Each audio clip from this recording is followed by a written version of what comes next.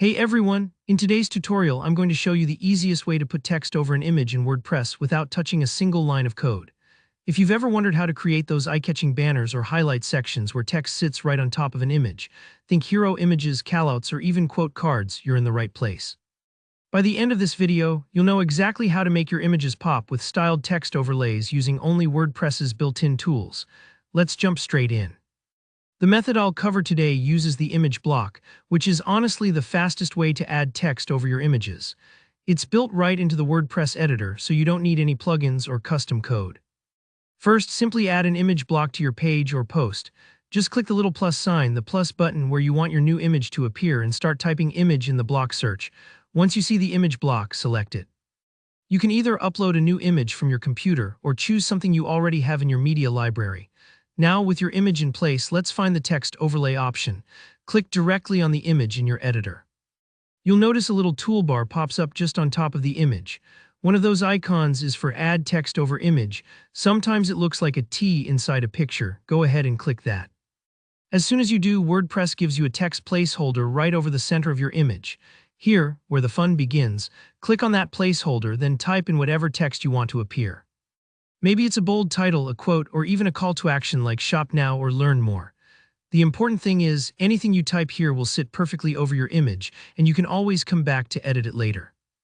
But we don't want the text to disappear into the background, right? So next, let's style your overlay. With the image block selected, look for the styles icon. It looks a bit like a half moon, or open the settings sidebar on the right. Here you've got a number of options to really make your overlay look professional. Let's start with overlay opacity. This controls how much of the image shows through behind your text. If the overlay is too dark or too light, it can make your text either hard to read or the image hard to see.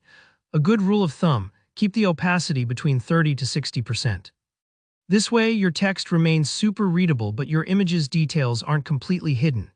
Don't worry if it doesn't look perfect at first, just play with the slider until you get a balance that works for your design and your image. Now colors, you can choose a background color or even a gradient for your overlay. For example, if you've got a busy or colorful image, try picking a solid background that contrasts with your text. This makes everything stand out clearly, like white text on a dark overlay or vice versa. Gradients can give you a more modern look, fading from transparent to a color edge. Try a couple and see what matches the mood of your page. One extra detail that can really help, the focal point picker in the settings sidebar.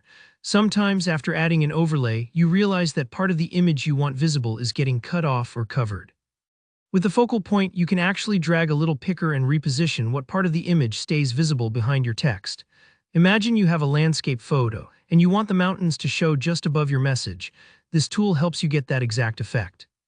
And that's it, you've now created a polished text over image overlay, all without any coding. Remember, if things don't look right at first, tweak the overlay opacity, play with the colors, or move the focal point.